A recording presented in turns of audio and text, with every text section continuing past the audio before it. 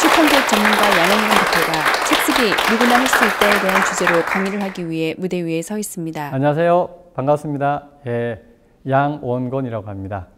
여러분, 이 바쁜 시간에 이렇게 저희 강의를 듣기 위해서 찾아오셔서 너무나 감사하고요.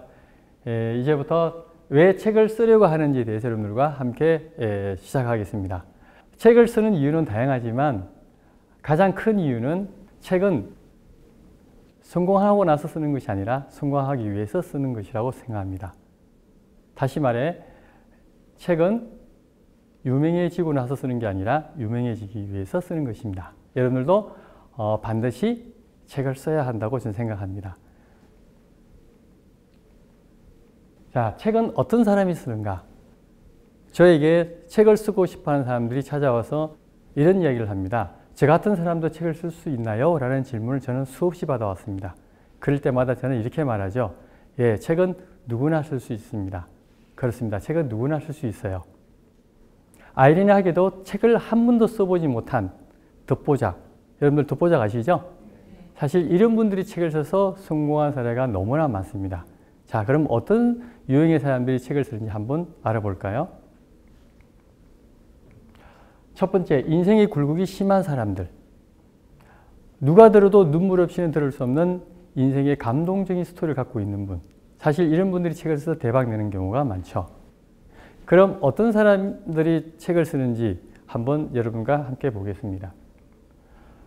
첫 번째, 여기 보시면 땡땡땡 다시 꿈부터 써봐. 이 저자는 여러분들이 아마 많이 아실 걸로 알고 있는데요. 이 저자 역시 중학교 때 비행소녀였습니다. 그리고 고등학교를 검정고시로 합격하고 그리고 당당하게 연세대학교를 입학하고 졸업했습니다.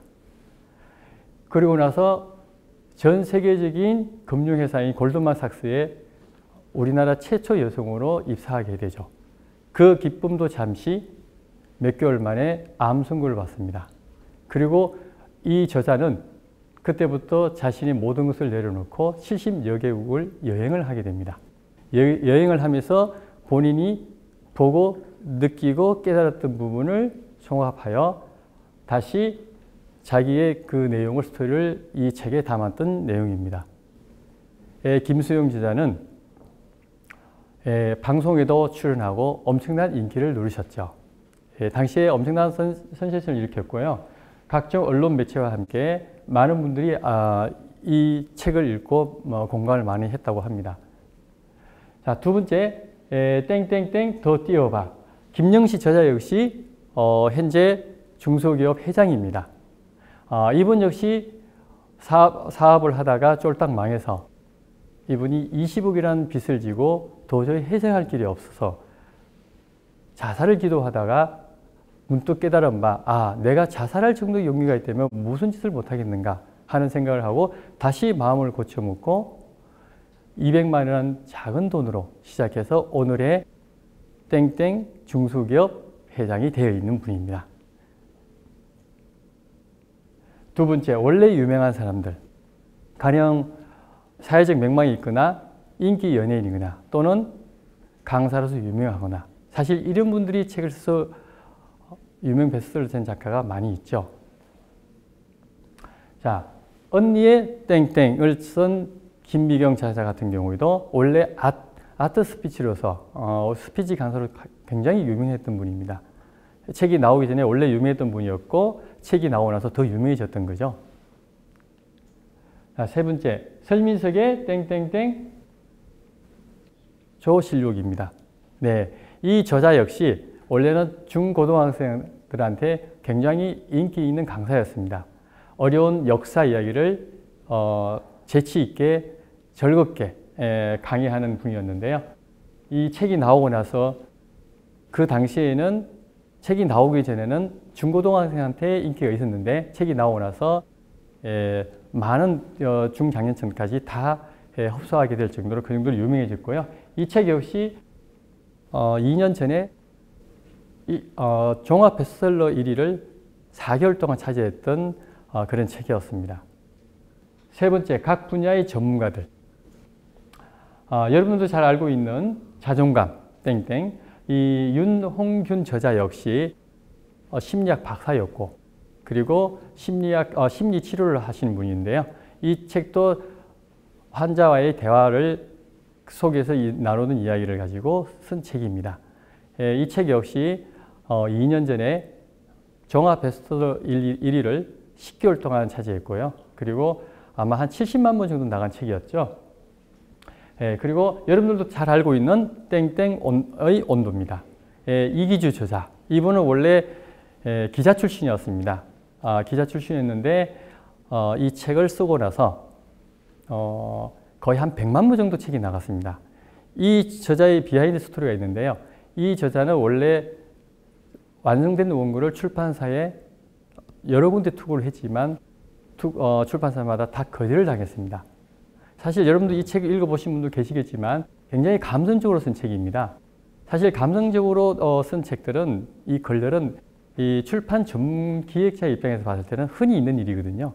그러다 보니까 거절을 당했었는데 이분이 그것을 포기하지 않고 자신의 돈으로 독립출판을 해서 이 책을 내게 됐는데요. 출판사 이름도 본인 출판사 이름을 만들고 그렇게 해서 낸 책이 100만 부라는 책이 나왔고요.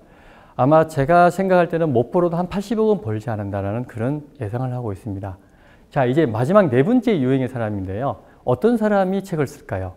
자, 첫 번째 원래 유명한 인생이 굴곡이 심한 사람들, 두 번째 원래 유명한 사람들, 세 번째 각 분야의 전문가들. 이제 책 쓸만한 사람 다 나왔습니다.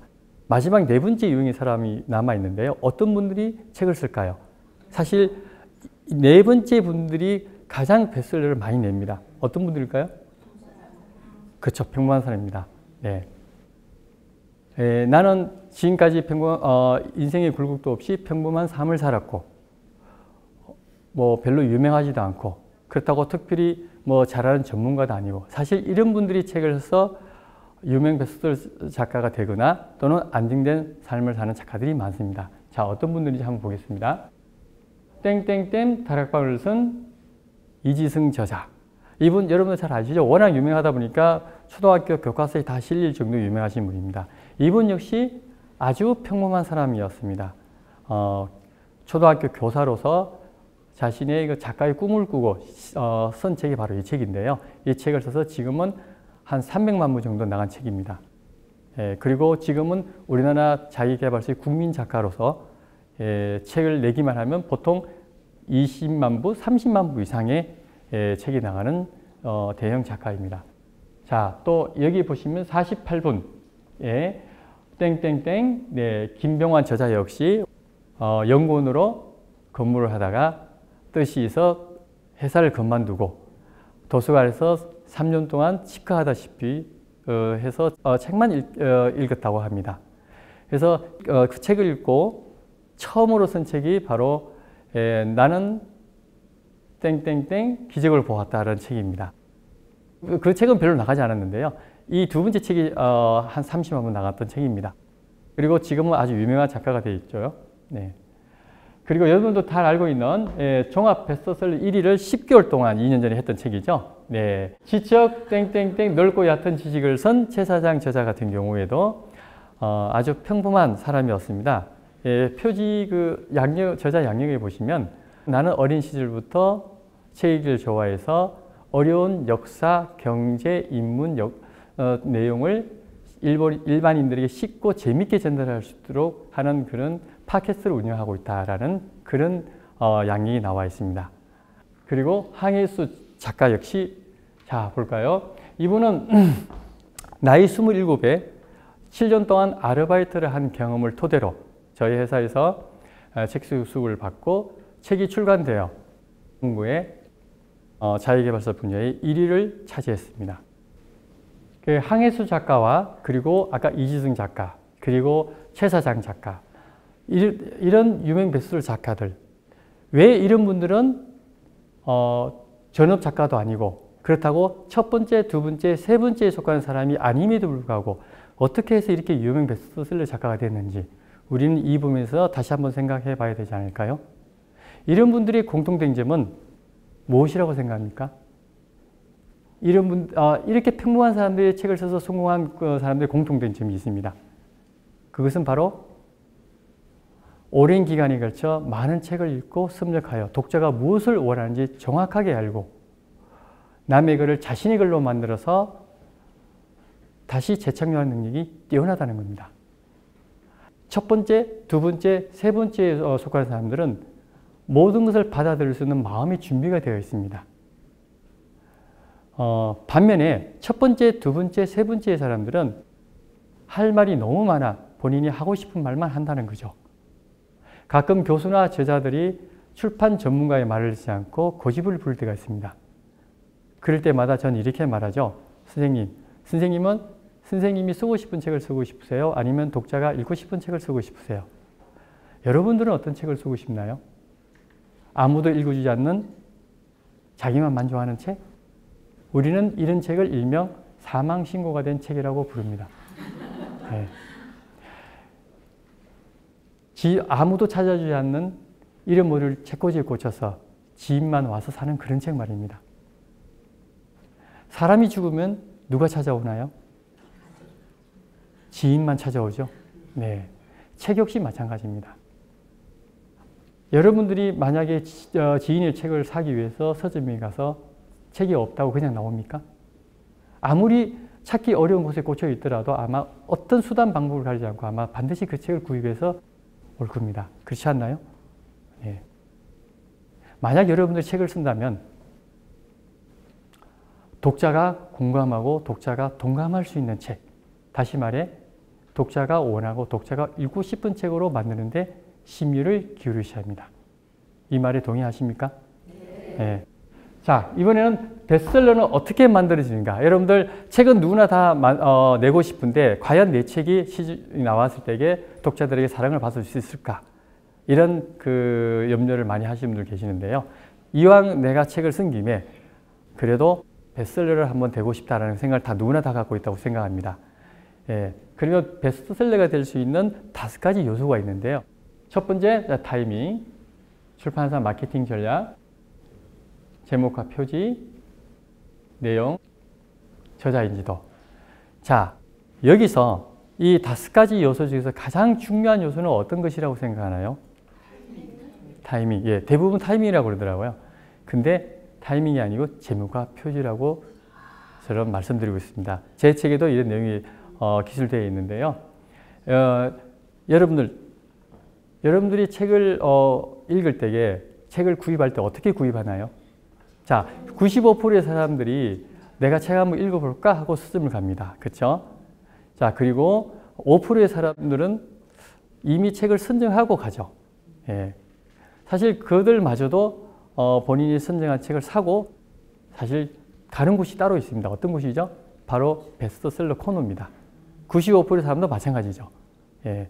그러면 이 100%의 사람들이 베스트셀러 코너로 가서 종합 베스트셀러 1위에서 20위까지 그 책을 이렇게 쭉 보면서 어느 순간 시선이 멈춰질 때가 있습니다. 그럴 때는 무엇을 뜻하죠? 아, 이건 내가 읽어야 할 책이야. 그쵸? 예를 들자면 나는 10만 원으로 매월 1000만 원 번다. 물론 이 책이 없지만 만약 이런 종류의 책이 많이 나와 있다면 과연 궁금해하지 않을까요? 우리나라 사람들 원래 돈 버는 거 관심이 많잖아요. 자, 그 순간 그 제목을 딱 보고 우리는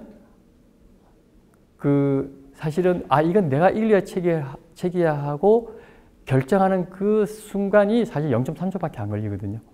예. 그때 책을 짚고 그리고 바로 표지를 함께 보게 되어 있습니다. 그렇죠? 그러면 스쳐 지나간 책은 어떤 의미를 말할까요? 이건 내가 읽을 책이 아니야 라고 판단된 거죠. 예. 물론 내가 읽을 책이 아니야 라고 판단한 제목은 여러 가지 다양한 이유가 있겠죠. 예. 자, 그래서 저는 첫 번째는 무조건 제목과 표지라고 저는 당당하게 말씀드리고 있습니다. 그리고 두 번째가 사실은 타이밍입니다.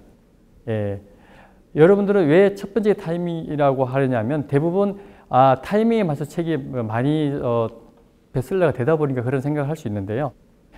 왜 타이밍이 두 번째인지 다시 한번 말씀드리자면 여러분들이 아무리 타이밍에 맞는 책이 나왔다 하더라도 겉에서 나타난 제목이 타이밍에 맞는 제목이 아니라면 어떡할 겁니까?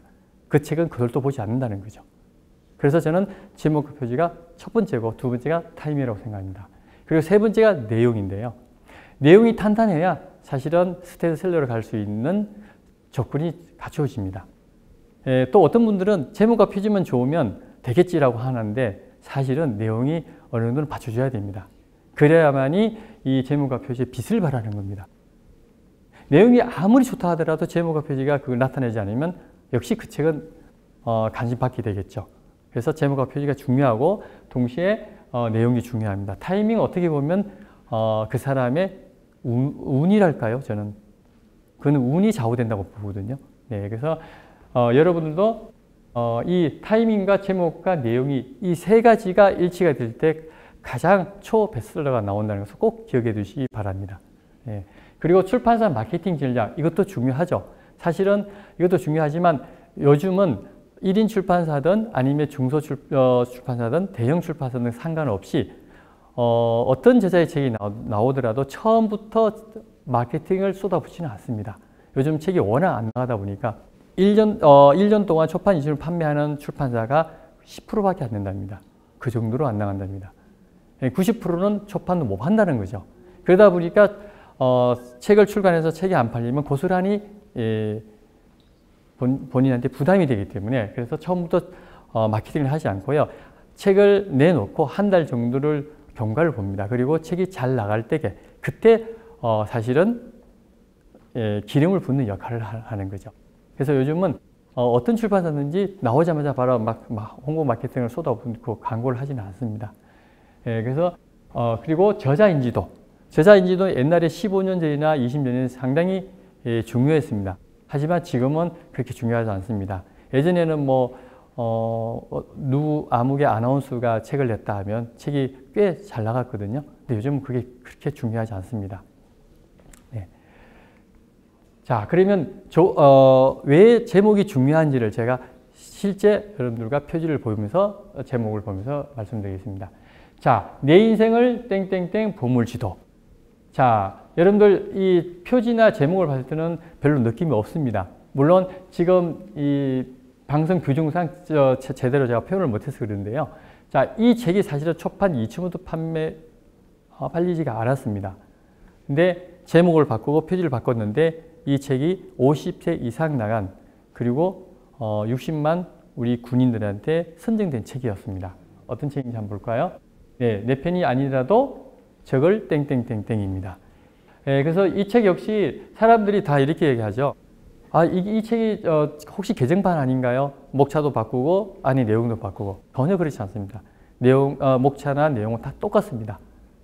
단지 표지만 바꿨을 뿐이죠. 자, 다음 책 한번 볼까요? 이 책 역시 땡땡땡 레시피인데요. 이 책도 역시 초판도 못 팔았던 책이었는데 제목과 표지를 바꾸고 나서 10만 부 이상 나간 책이 되었습니다. 네, 땡땡땡 싶을 때 일하기 싫을 때 읽는 책. 느낌이 이 표지가 확 다르죠. 가상화폐 투자 마법 공식은 책이 나오기 전에 출판사와 저자가 이 제목을 하고 싶다라고 해서 가시를 보내준 겁니다. 그래서 제가 이 제목을 보는 순간 이거는 누가 봐도 이거는 대중수로 느낄 수 있는 제목이 아닙니다. 그래서 제가 그 제목을 수정을 해줬는데 어떻게 고쳤느냐? 이렇게 고쳤습니다. 나는 가상화폐로 땡땡땡땡 벌었답니다. 자, 그러고 나서 어떤 결과가 나왔냐면 이 책이 출간되자마자 2개월 동안 2만 부가 나간 책이었습니다. 그리고 경제 경영 분야의 1위를 2개월 동안 했을 거예요. 그리고 이 저자는 이 책으로 인해서 굉장히 유명한 분이 되었고요. 유명인사가 되었고 이 책으로 인해서 부수적으로 번 돈이 150억이라는 어마어마한 돈을 벌었습니다. 그러면 왜 이 책이 사람들은 그래요. 당시에 이 책이 많이 나갔을 때는 이렇게 얘기하더라고요. 출판사고 어디 누군가네. 이건 타이밍이 좋아서 책 잘 나가지 않았냐고 얘기해요. 전 절대 그 부분에서는 아니라고 단호히 대답하고 싶은 게 말씀드리고 싶은 게 사실 이 책이 나오기 그 해에 이거는 7월 말에 나왔거든요. 근데 그 해에 1월 달부터 이미 가상화폐나 또는 블록체인이나 이런 관련된 책들이 열 몇 종이나 있었습니다. 그 열 몇 종 중에서 단 한 권도 잘 나간 책이 없었습니다. 그리고 그 책 중에서 아주 유명한 AI, 세계적인 AI 전문가도 두 분이나 저자가 있었어요. 그럼에도 불구하고 나가지 않았습니다. 왜 안 나갔을까요? 그 책들은 지금 가제가 나왔듯이 투자 마부콩씨 이런 어려운 제목으로 교과서 같은 느낌으로 책이 나왔기 때문에 누가 봐도 이건 내가 읽을 책이 아니야라고 스스로 판단하게 된 거죠. 하지만 이 표지와 이 제목을 봤을 때는 실용수에 가깝죠. 그래서 이 책이 사람들한테 많이 알려지고 그리고 독자들한테 사랑을 받은 책이라고 생각합니다. 자, 그리고 두 번째 중요한 게 뭐냐면 자, 여기서 여러분들이 보통 첫 번째 제목과 표지고 두 번째가 타이밍이라고 아까 설명했지만 사실은 타이밍에 너무 가기 이전에 또 중요한 게 있습니다. 여러분 책을 구입할 때 뭘 보고 선택을 하죠? 제목과 표지, 그 다음에 뭘 보죠? 네? 작가. 또 가격 보세요. 디자인. 또 다른 거 보는 거 없어요? 대부분 목차 본다고 얘기하던데, 그죠? 예. 근데 사실 목차를 보고 결정하진 않거든요. 그건 습관적으로 목차는 보는 거고요. 목차는 20%에 해당하고요. 결정하는데. 그리고 제목은 50%에 해당합니다. 50% 차지합니다. 나머지 30% 어디를 차지하냐 면 바로 카피입니다. 자, 한번 볼까요? 나는 책 제목 그대로 카페 투자로 3달 만에 3억 벌었다. 허황된 이야기로 들리는가? 지금 카페 투자하지 않으면 평생 후회한다. 부자가 될 마지막 기회. 여러분 어떻습니까? 부자가 될 마지막 기회라고 하잖아요. 과연 이 책 사고 싶은 생각 안 들까요? 네. 그래서 여러분들 한번 오늘 강의가 끝나고 과연 잘 나가는 책들은 하단 카피가 어떻게 나와 있는지 한번 유심히 한번 여러분들이 살펴보십시오. 그러면 제가 한 이야기 바로 이해 갈 겁니다. 대부분 종합베스트 1위에서 20위까지 나가는 책들은요. 밑에 하단 카피를 아주 유용하게 잘 활용합니다. 예를 들어서 뭐 뉴욕타임즈 10주 동안 종합베스트셀러 1위 또는 뭐 주크버그가 찬사한 최고의 책 선정 뭐 하면서 아니면 뭐 문화부가 선정한 책 아니면 무슨 TV TV 말하다 뭐에서 선정 등등 여러 가지 그런 마크가 찍혀 있죠. 예, 그런 내세울 많은 게 없으면 주로 이런 형식으로 글로 독자들을 유혹하게 합니다. 이 부분은 사실은 독자의 숨어있는 욕망을 찾아주고 그리고 그 욕구를 채워주는 역할을 합니다. 예. 근데 여러분들 스스로도 그걸 못 느꼈던 거죠. 오늘 제가 얘기함으로써 비로소 느꼈던 거고요. 네.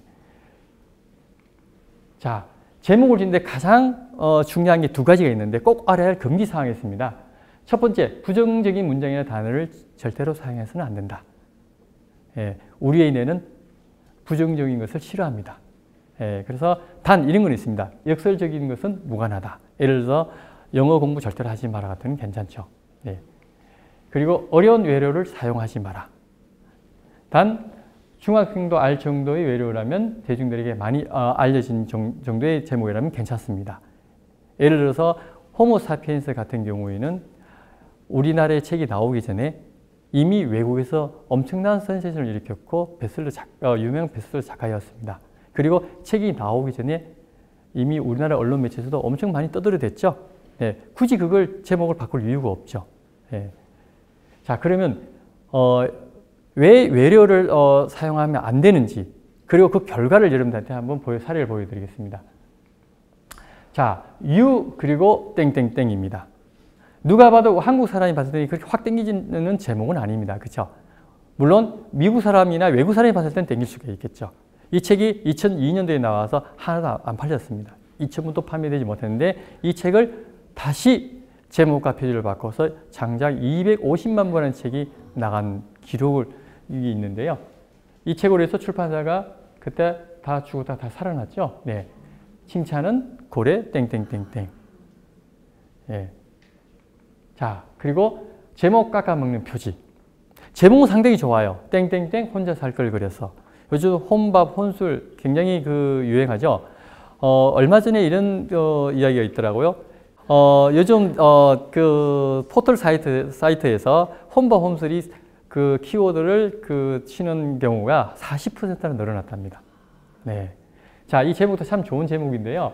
근데 이 제목을 보시면, 이 표지를 한번 보십시오. 자, 이 표지가 1, 2, 3, 4. 만약에 출판사에서 작가님 책이 다 나왔습니다. 표지가 나왔는데요. 이 표지를 보고 어떤 표지가 마음에 드세요? 라고 만약에 여러분들한테 이메일이 왔다면 어떤 표지를 고르겠습니까? 이 앞에 계시는 우리 선생님? 4번요. 그리고 옆에 계시는 우리 선생님? 2번요.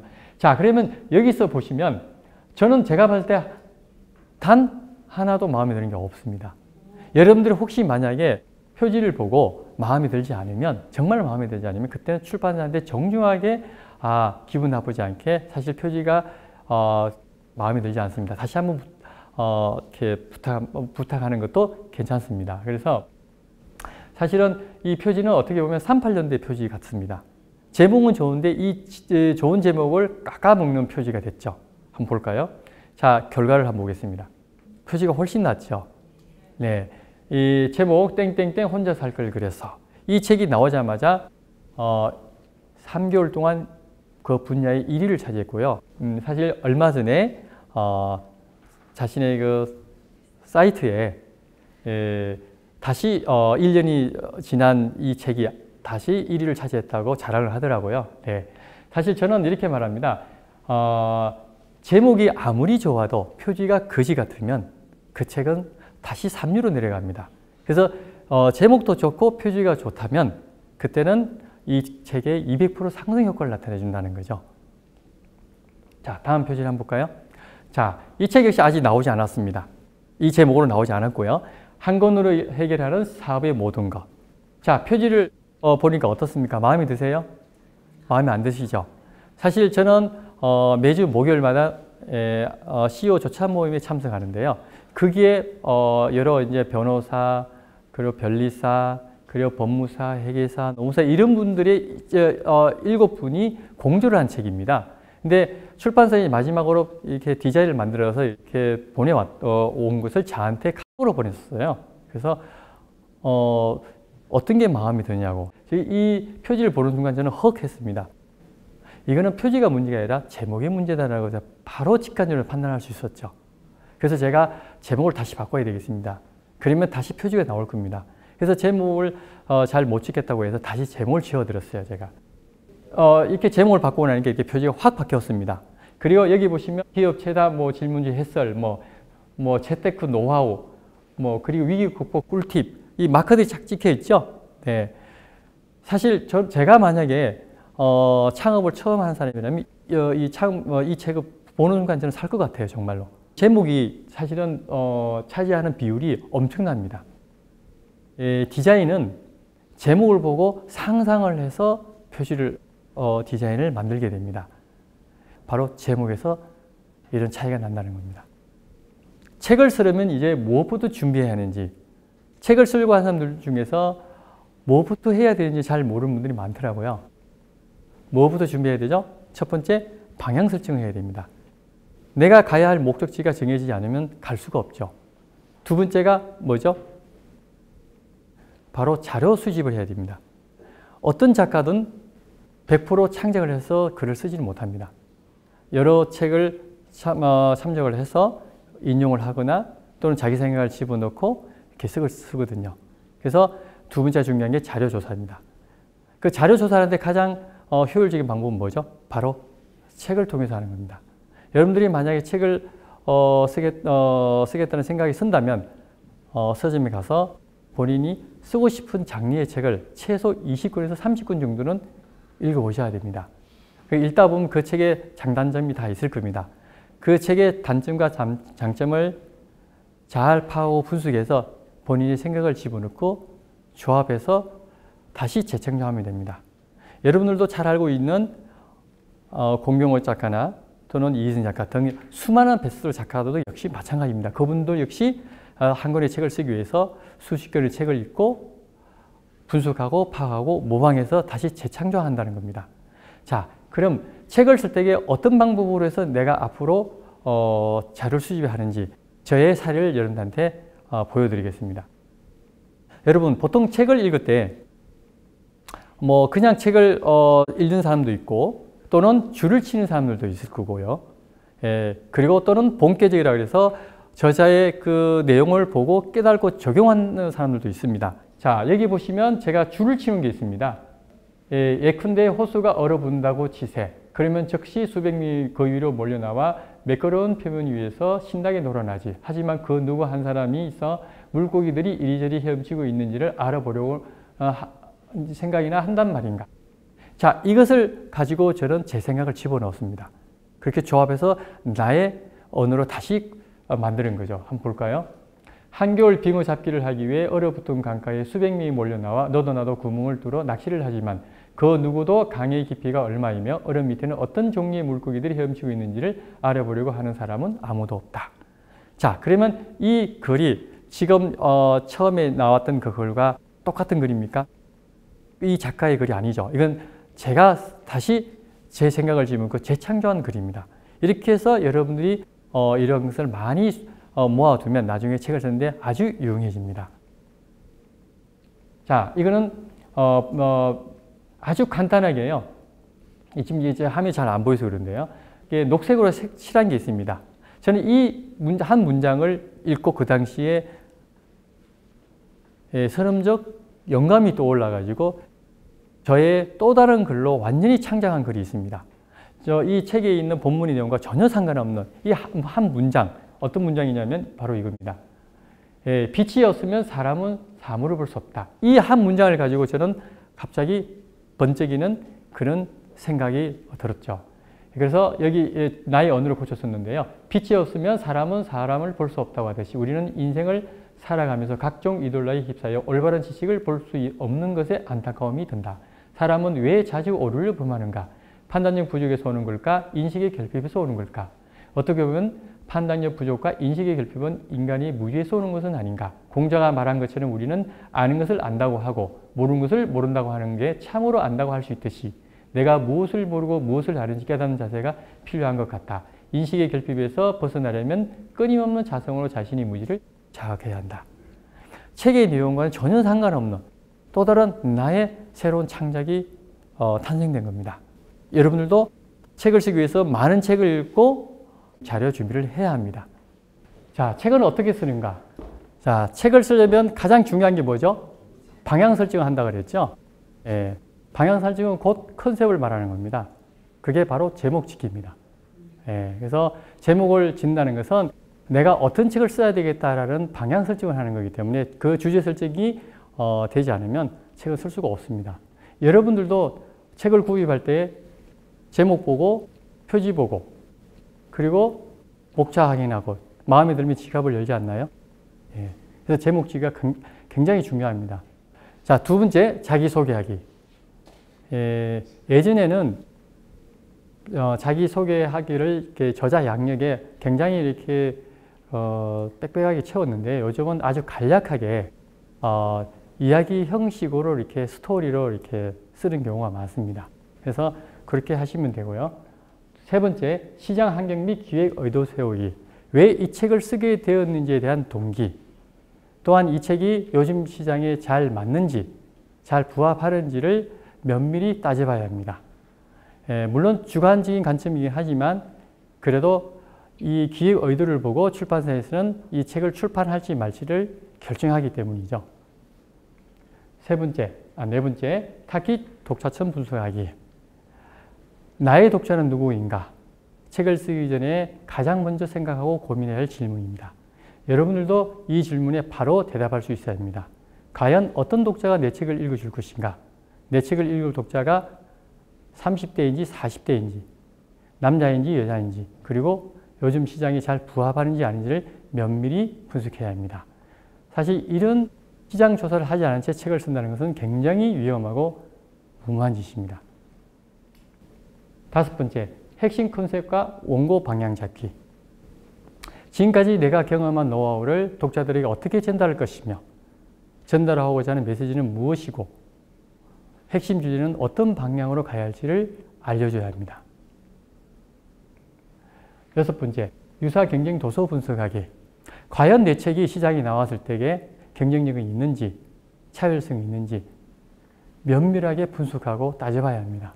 그러기 위해서는 여러분들이 이와 유사한 책을 많이 읽어야 되겠죠. 7번째, 목차 작성하기. 사실 두 번째로 중요한 게 목차 작성인데요. 목차는 이 책에서 무엇을 말하고자 하는지를 일목요연하게 나타내야 합니다.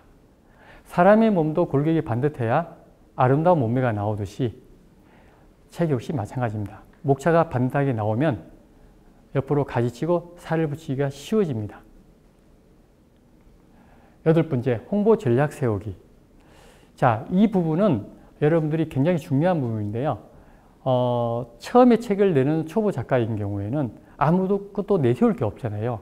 이럴 때 홍보 전략을 어떻게 세우냐가 중요합니다. 그래야만이 출판사에서 봤을 때에 매력적으로 느낄 수 있거든요. 그래서 내가 어떤 일을 하고 있고, 내가 지금 현재 강의를 하고 있으면 어디에 강의를 하고 있고, 1년에 몇 회 강의하고 있고, 또는 책이 나오면 홍보를 할 수 있겠다라는 그런 부분을 이렇게 자세하게 써놓으면 훨씬 매력적으로 느껴지거든요.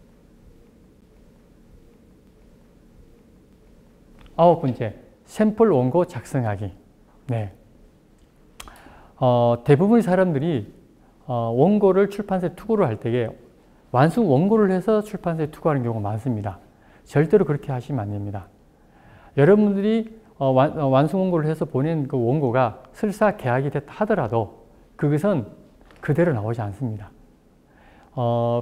그 출판사에서는 여러분들이 그 완성 원고를 보고 계약하자는 의미는 거의 90% 이상이 컨텐츠가 마음에 들어서 아마 여러분들한테 계약하자고 했을 겁니다. 자, 그러면 그 원고가 여러분들이 편집자에 봤을 때에 여러분들이 완성된 원고가 그대로 나오는 게 아니라 다시 재구성을 하고 편집기획자가 요즘 시장에 맞게끔 목차나 또는 안에 있는 목차 안에 있는 샘플, 원고나 이런 부분을 다시 다 수정하게 됩니다. 만약에 목차를 다시 재배치하고 그걸 다시 골격을 맞추게 되면 여러분들이 쓴 그 목차는 어떤 상황이, 그 원고는 어떤 상황이 될까요? 다시 그 내용을 다시 수정해야 되겠죠. 어떻게 보면 거의 50% 다시 뜯어 고쳐야 될 상황이 생길 수가 있습니다. 그래서 반드시 여러분들이 출판사에 원고를 투고할 때는 완성 원고를 투고하지 마시고 여러분들이 한 샘플 한 3꼭지에서 5꼭지 정도만 해서 보내주시면 출판사에 다 파악하는 데 문제가 없습니다. 자, 이제 책은 쓰고 싶은데 그러면 어떻게 제가 도전해야 되나요? 책 쓰기 어떻게 해야 되냐는 질문을 좀 많이 받는데요. 자, 3가지 방법이 있습니다. 첫 번째, 독학으로 혼자 쓰기입니다. 죽이 되든 밥이 되든 1년이 걸리든 10년이 걸리든 혼자 쓰는 방법. 근데 이 첫 번째 방법은 제가 여러분들한테 권유해드리고 싶지는 않습니다. 여러분들 만약에 여러분들한테 누군가가 집을 지어달라고 한다면 집을 지을 수 있겠습니까? 혼자서 짓기 힘들 겁니다. 왜? 나는 집 짓는 전문가가 아니기 때문에. 그렇죠? 네. 그래서 첫 번째 방법은 제가 여러분들한테 권유해드리고 싶지 않고요. 자, 두 번째, 출판 기획 전문가 또는 편집 기획자로 합니다.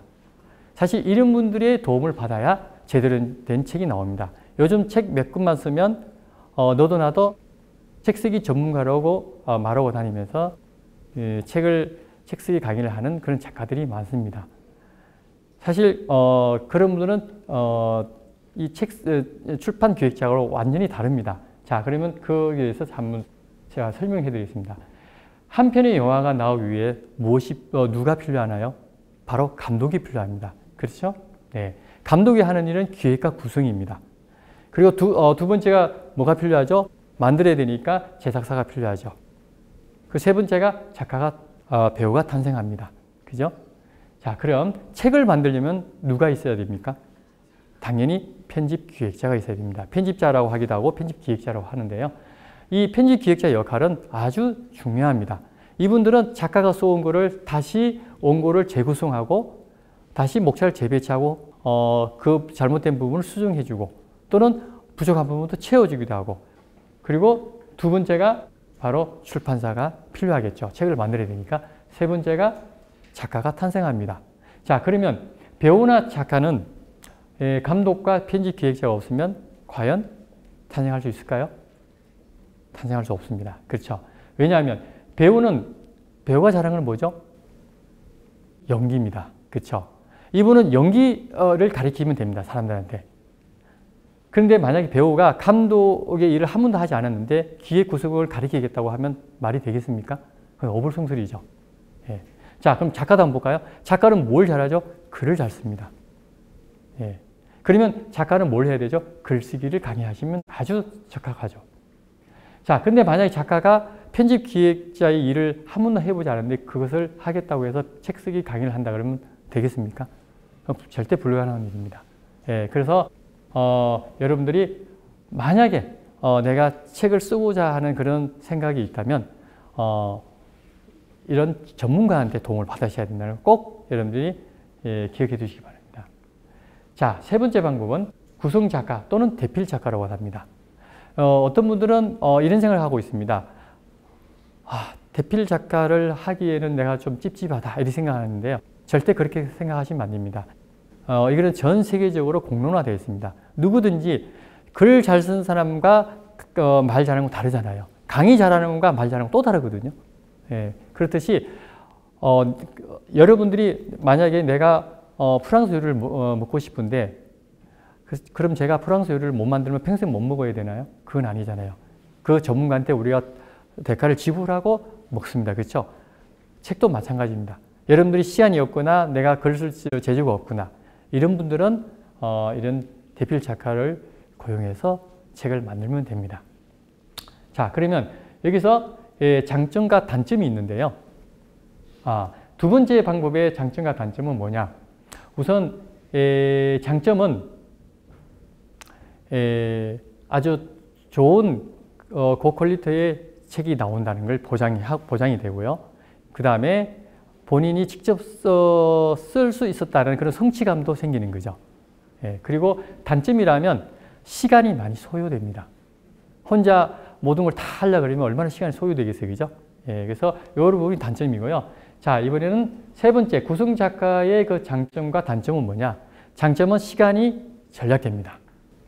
예를 들어서 혼자 만약에 직접 누군가의 도움을 받고 쓰게 되면은 한 책이 나오려면 10개월 정도, 많게는 1년이 걸릴 수 있지만 이 대필 작가의 도움을 받으면은 짧으면 한 4개월에서 6개월 사이에 책이 나올 수가 있습니다. 네. 그리고 단점이 있습니다. 단점은 뭐냐면 비용 부담이 많이 든다는 거고요. 그리고 또 하나가 뭐냐면 예전에 이런 일이 있었습니다. 예전에 여러분들 그 설열차라는 영화 여러분들 기억하시죠? 워낙 유명했던 거니까 그 설열차가 나올 때쯤 저희 회사에서 이벤트를 하나 같이 공동으로 한 게 있는데요. 설북 열차로 해가지고 기차를 한 10대를 빌려가지고 거기에 한 대마다 다 저자를 투입해서 일반 그 독자들을 한 40~50명씩 채웠습니다. 그래서 하루 당일치기로 여행을 했는데 여행하는 그 도중에 작가와의 만남으로 해서 이렇게 해서 대화 나누는 게 있었습니다. 토론하는 게 있는데 제가 저희 그 작가의 그 칸에 앉아서 있는데 어느 독자가 엄청 열심히 책을 읽고 빨간 줄을 막 긋고 그리고 메모를 엄청 많이 했더라고요. 그걸 가지고 그 작가한테 질문을 하더라고요. 작가님, 제가 몇 페이지에 이런 내용을 읽었는데 저는 이렇게 생각하는데 왜 작가님이 이렇게 생각하시죠? 라고 이렇게 질문했는데 그 작가분이 한참 동안 대답하라고 생각을 하고 있더라고요. 그리고 10초가 지나고 15초가 지나고 그리고 20초가 지났는데도 아무런 반응이 없는 거예요. 그때 저는 갑자기 내가 질문을 받는 사람도 아니고 책을 쓴 사람 아닌데도 불구하고 갑자기 제가 반응이 오는 거예요. 왜 저러지? 그런데 30초가 딱 됐을 때게 30초라는 시간 되게 깁니다. 그렇죠? 근데 30초가 딱 됐을 때게 그분이 하는 말이 있었습니다. 제 책에 그런 내용이 있었던가요? 대박이죠. 그 이야기를 듣는 순간 정말로 제가 책을 쓰지 않았는데도 불구하고 제가 기획을 해줬다는 그 하나만으로 제가 지금을 찾고 싶을 정도로 그렇게 제가 무한했거든요.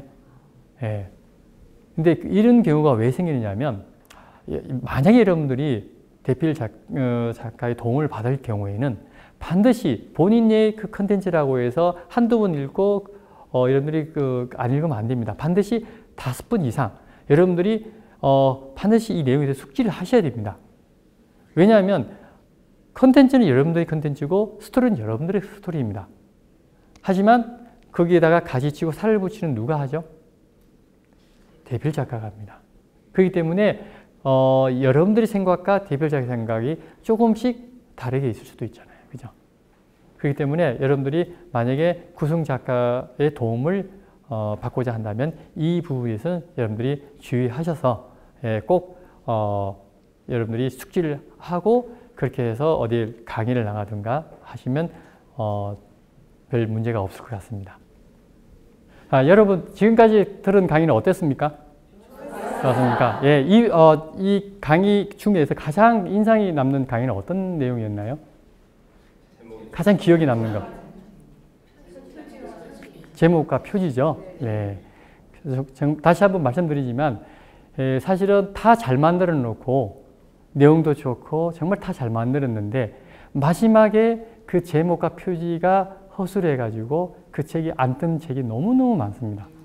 네, 그래서 굉장히 중요한 부분입니다. 이 부분을 여러분들 꼭 기억해 두셨다가 여러분들이 혹시 책을 쓰거나 또는 주변에 누군가가 책을 쓰고자 하는 분이 있다면 이 부분을 꼭 강조해서 꼭 말씀드리고 싶습니다. 예, 부족한 강의 지금까지 여러분들이 들어주셔서 너무나 감사하고요. 제 강의는 여기까지 마치겠습니다. 강연자가 강의를 마치고 퇴장합니다.